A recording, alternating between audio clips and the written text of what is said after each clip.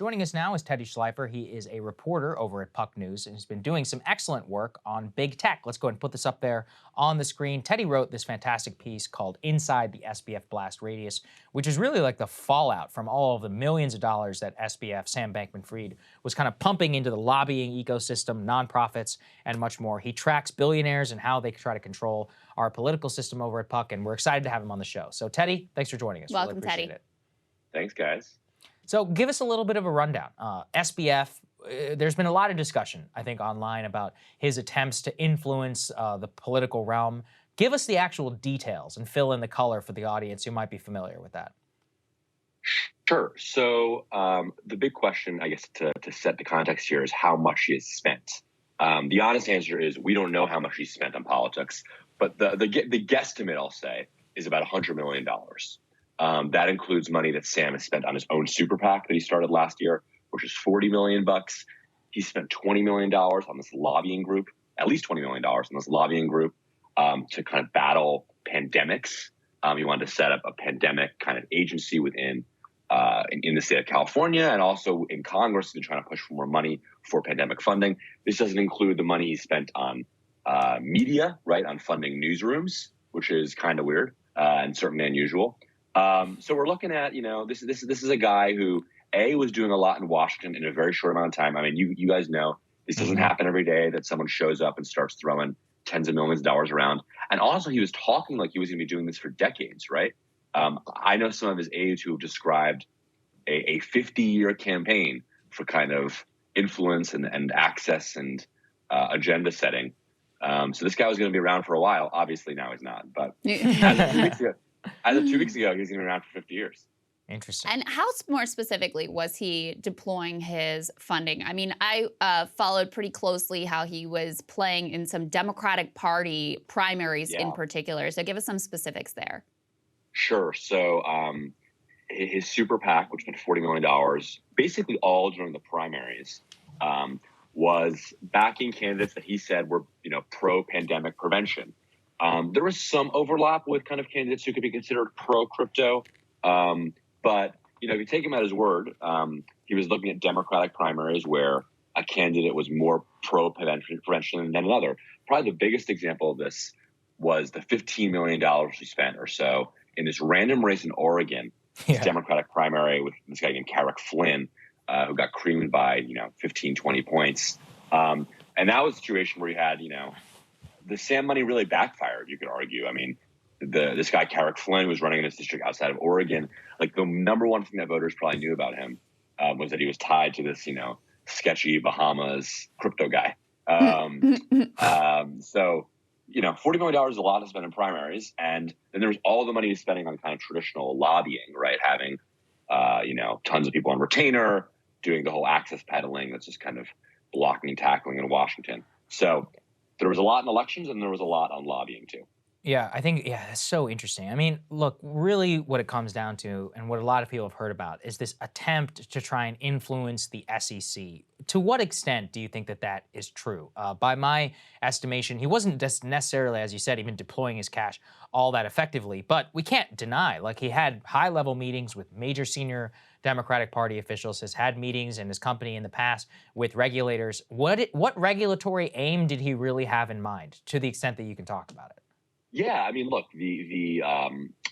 there's kind of two tracks here, right? There's all the stuff he's doing politically and philanthropically, which Sam and his aides, say is totally independent from the crypto stuff. And in fact, they kind of bristle at the idea that this is like some smoke screen for crypto regulation. But indisputably, at the same time Sam was doing that, there was this other track, which was trying to get, the SEC to not regulate crypto and to have it primarily be regulated by the CFTC.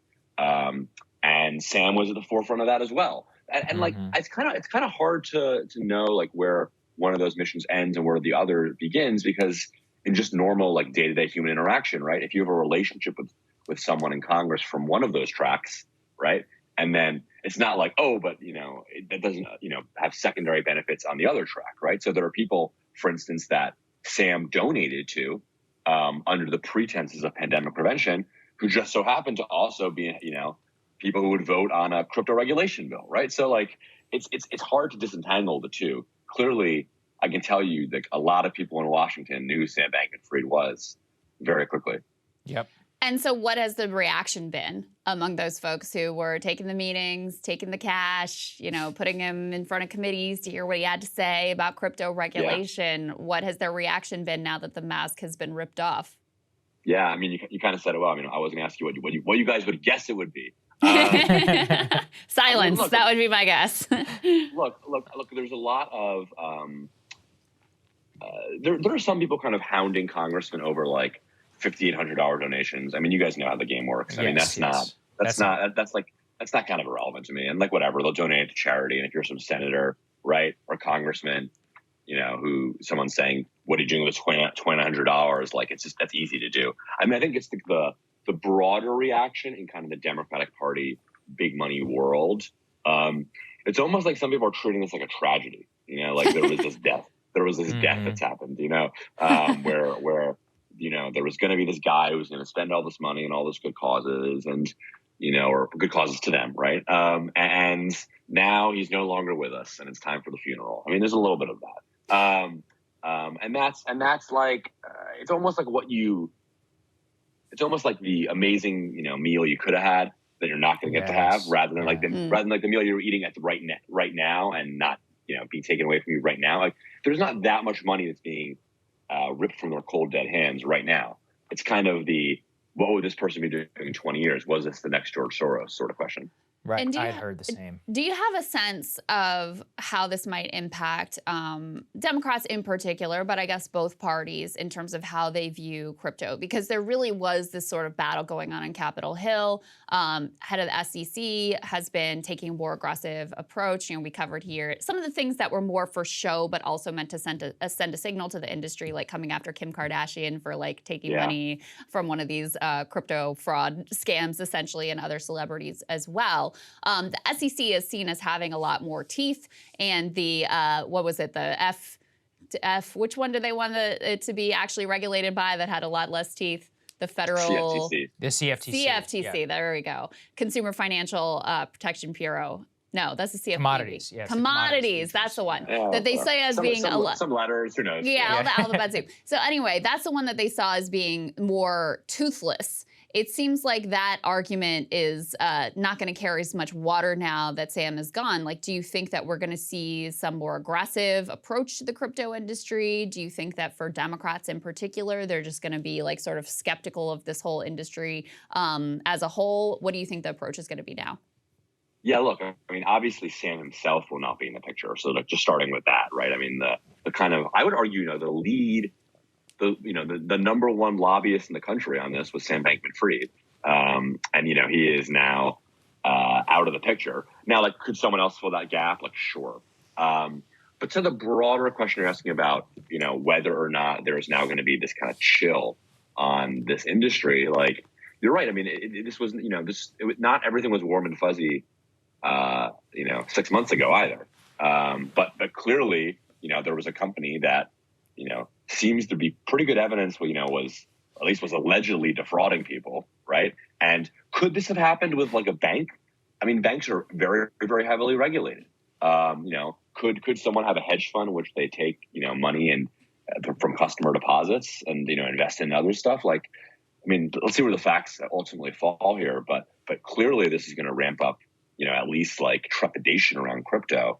And again, I think they were arguably at a stalemate in Washington already. Now you have like the number one poster child for this industry, like absolutely, you know, crying into scandal. And that's, you know, not good for, I mean, no shit. That's not good for the industry. So yeah, and let alone the contagion, which is, you know, at Genesis, at BlockFi, at, you know, Gemini, Coinbase, all right now. So they're going to be in some trouble. Teddy, keep it up, man. Keep sending us your stuff as well. You do excellent work over there at Puck. Big fans over here at Breaking Points, and we appreciate it. So thank you. You bet. Bye, guys. Absolutely. Thank you guys so much for watching. We really appreciate it. Don't forget, live show. Tickets down there in the description, although it is Ticketmaster. Nothing we could do about that one, folks. Wish that we could. For the premium subscribers, we appreciate you guys so much. We wish everybody happy holidays and all that, and we'll see you all tomorrow. Love you guys. See you tomorrow.